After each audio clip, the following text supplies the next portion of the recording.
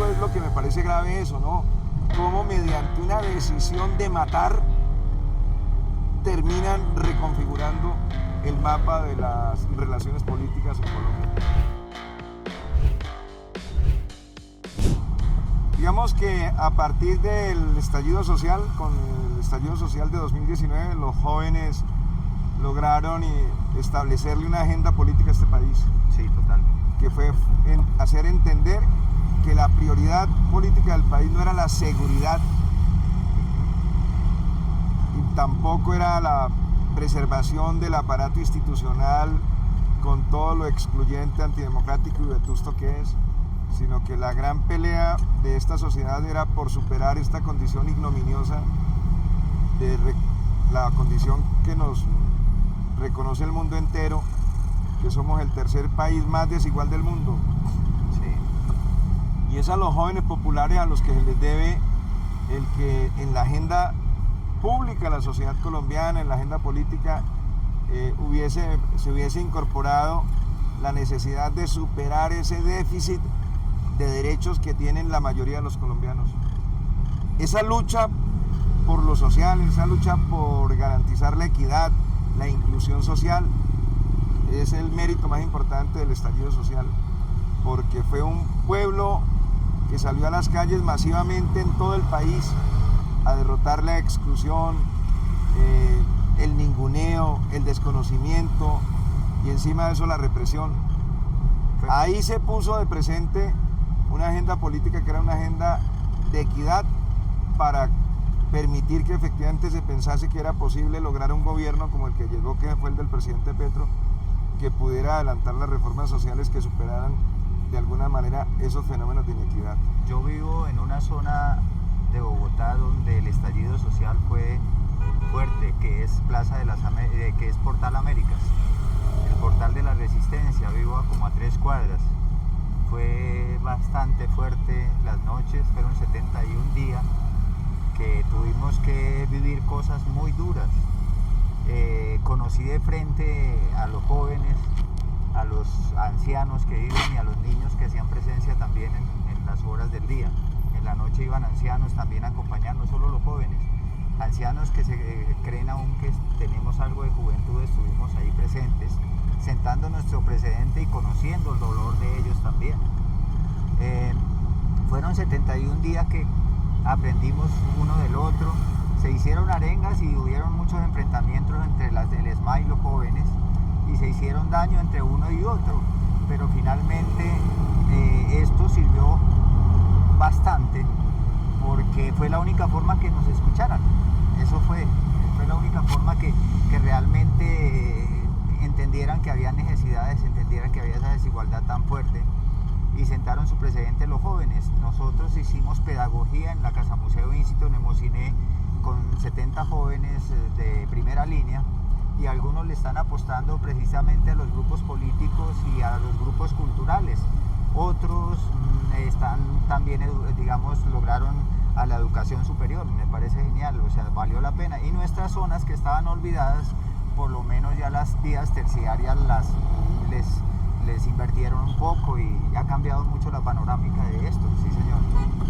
Claro, y entonces lo que usted menciona, que fue ese estallido de jóvenes populares que estaban completamente ninguneados, eso había permitido que surgiera una clasificación absolutamente odiosa, que eran los nini, los jóvenes que ni estudian ni trabajan. Generó una explosión no solamente en Bogotá, en Cali, en Medellín, en todo el país, y le marcó una agenda política a los colombianos para que en 2022 finalmente llegase un hombre con un programa de gobierno que fue Colombia Potencia de la Vida, y el nombre lo conocemos todos, que es Gustavo Petro Urrego. Y ahí comienza una segunda fase de todo este proceso, otra disputa.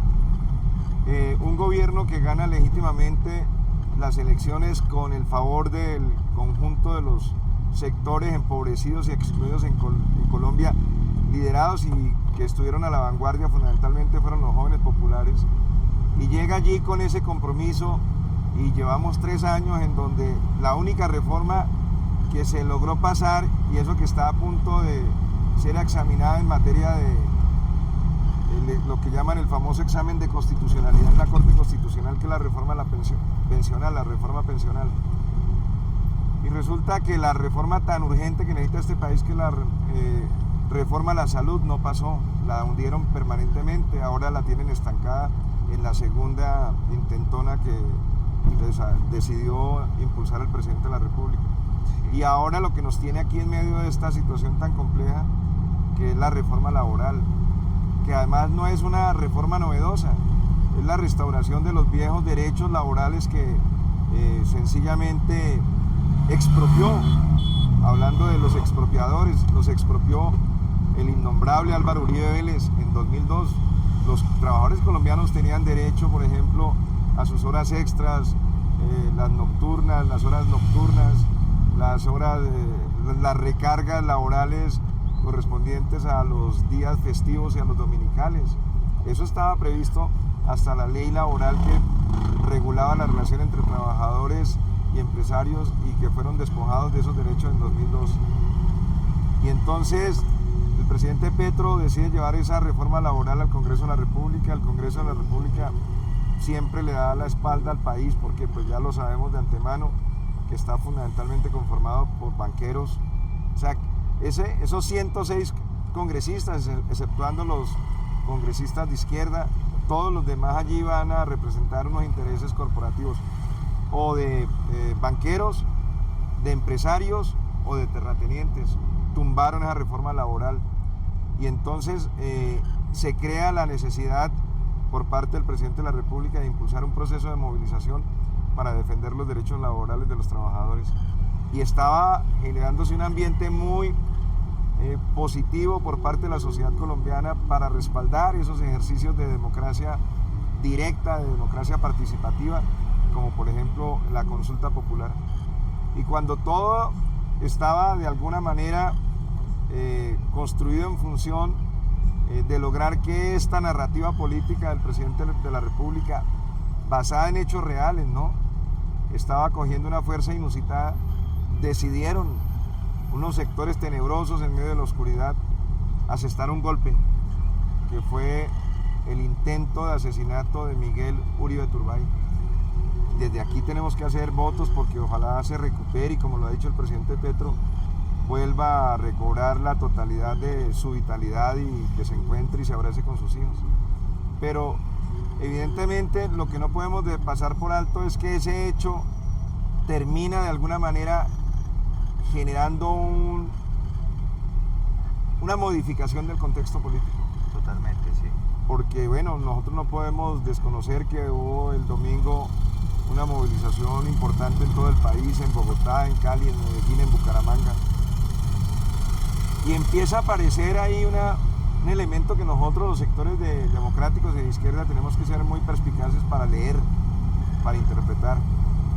Y es que como esos sectores, que a mí me queda suficientemente claro, y yo no estoy hablando de una investigación judicial ni policial, sino que me parece que por los hechos políticos los conoceréis, están demostrando o está demostrando, digamos, el desarrollo, lo que ha ido sucediendo después del intento de asesinato, es que quienes tomaron la determinación de asesinarlo, que no era como originalmente se pensó cuando el muchacho que le pegó los tiros, ya cuando estaba capturado, empezó a decir que a él lo había mandado el jefe de la olla.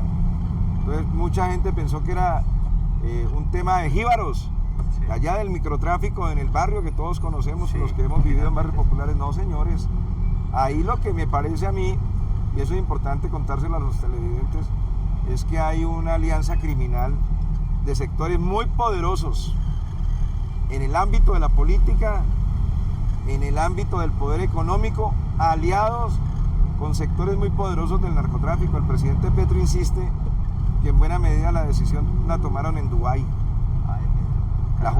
la nueva junta directiva del narcotráfico. Pero ellos le están haciendo de alguna manera el favor a ciertos sectores políticos de poder que tenían un interés de maniobrar mediante el atentado para recomponer unas maltrechas correlaciones de fuerza que estaban otorgándoles una enorme fragilidad, mientras que la correlación de fuerzas le era muy favorable al proyecto democrático. Y ahora, curiosamente, han variado de alguna manera a través de la acción de la violencia criminal, han variado un poco como las demandas de la sociedad colombiana. Las demandas que de alguna manera se expresaron el fin de semana son articuladas básicamente alrededor de la seguridad, de la preservación institucional, dejando de lado un poco la necesidad de darle mayor atención al tema de la justicia social, porque somos partidarios de esa idea y de esa tesis, y es que la paz que necesita Colombia afanosamente solamente surgirá de procesos políticos que permitan el desarrollo de la justicia social y la inclusión de ese 60% de país o de colombianos que están por fuera, digamos, del mundo de los derechos y de las oportunidades. Un poco es lo que me parece grave eso, ¿no? Cómo mediante una decisión de matar terminan reconfigurando el mapa de las relaciones políticas en Colombia. Total.